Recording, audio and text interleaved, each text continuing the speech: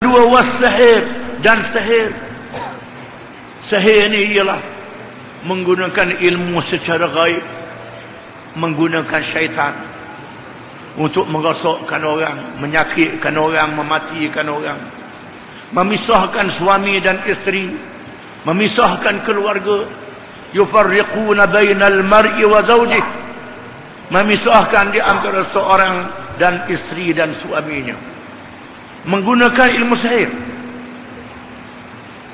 Ataupun menyakitkan orang. Nabi pernah kena sihir, Yahudi sihir Nabi sehingga sakit Nabi, hampir nak mati, diselamatkan oleh Allah Ta'ala.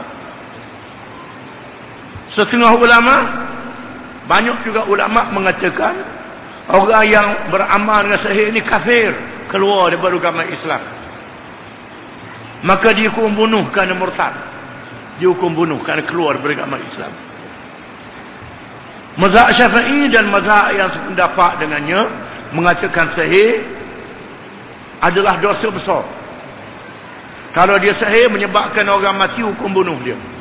Dalam undang-undang manusia tak ada, undang-undang Islam ada. Dalam kitab fiqh ada.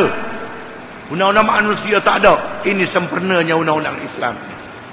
Undang-undang manusia tak sempurna. Undang-undang Islam sempurna.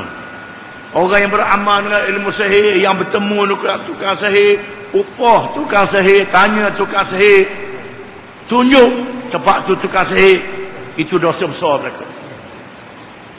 Dosa besar, termasuk dalam dosa besar.